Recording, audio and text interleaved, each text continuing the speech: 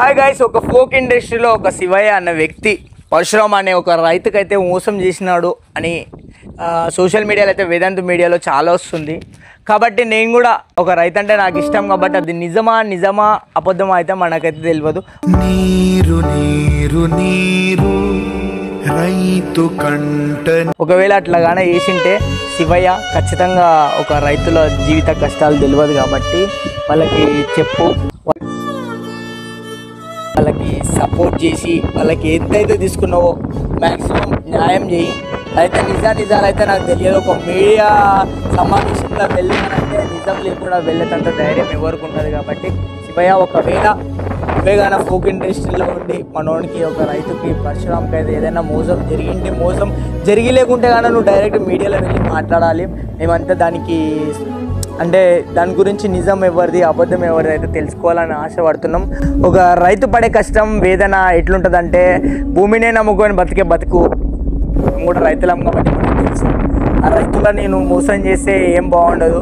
నువ్వు అట్లాగే విన్నట్లయితే ఒక వీడియోలో నువ్వు చూసావు రైతు గురించి, ఒక ముసలాయన నుండి కోర్టులో ఉండాలా నువ్వు మాట్లాడాలనంటే అడా పొలము ఎండు పట్టిపోతుంది, నీళ్ళు పోయాలి, ఎవ్వరు లేరు, నీళ్ళు పట్టాలి అని అంటాడు. అట్లాంటి వీడియో చూస్తే కట్ల నీళ్ళు వస్తాయి. కాబట్టి రైతులు పడే కష్టాల గురించి ఎన్ని చెప్పుకున్నా తక్కువనే. రైతు రాజు, రైతు వెన్నెముక్క అని చెప్తారు కానీ రైతులను ఎవ్వరు ఆలోచించారు. రైతు అని చెప్పుకొని కూడా కొంతమంది వాడి ఎదిగేసి వస్తాడు. రైతు గురించి ఇంతకుముందు కూడా పల్లె ప్రశాంత్ బిగ్ బాస్లో ఇది చెప్తా ఇది మాట్లాడుతా అన్నాడు. ఏమంత పీక్స్ లెవెల్ అయితే ఏం అనిపించలే. రైతు గురించి గుర్తుపట్టేంత సీన్స్ కూడా నాకు ఏమనిపించాలి.